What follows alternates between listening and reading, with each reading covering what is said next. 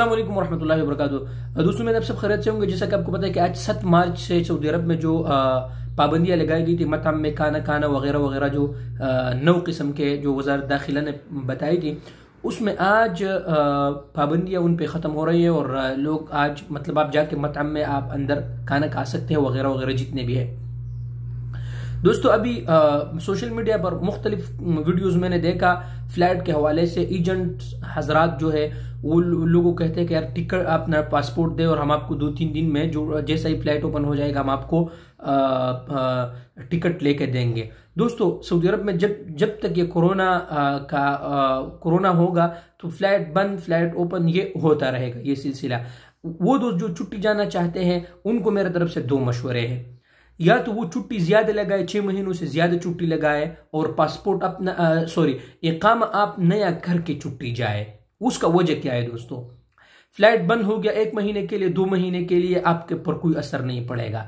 दूसरी बात यह है कि अगर आप आउट ऑफ कंट्री भी है तो आपकी छुट्टी ज्यादा है और आपका इकामा ज्यादा है तो आप को कोई फिक्र नहीं होगा कि आप किसी का मोहताज भी नहीं होगा कि यार वो पैसे जमा करो ये करो। तो या तो छुट्टी ज्यादा लगाए जाए या अगर बगैर जरूरत के आपने जाना है तो मत जाए, या इकामा रिन्यू करके जाए, छुट्टी ज्यादा लगाकर जो है ना आप जाए ताकि आपको टेंशन नहीं हो। अब आते हैं फ्लाइट ओपन होने की। तो मेरे भाइयों मैंने आपको पिछली कई वीडियोस में बताया है कि फ्लाइट ओपन करना या न करना सऊदी वज़ारत दाखिला का में वज़ारत सेहत के टीम में जो वज़ारत सेहत जो है वो मुसलसल मॉनिटरिंग करते हैं, उनको ऊपर से ऑर्डर आते हैं, फिर वो लोग जो है ना अनाउंसमेंट करते हैं और फिर जो है ना वो कहते हैं कि ओपन करे या न करे। तो ये हमारा वीडियोस बनाने वालों का काम है, जितने भी यूट्यूबर्स हैं सोशल मीडिया प्लेटफॉर्म पे दोस्त काम करते हैं ये न उनका काम है।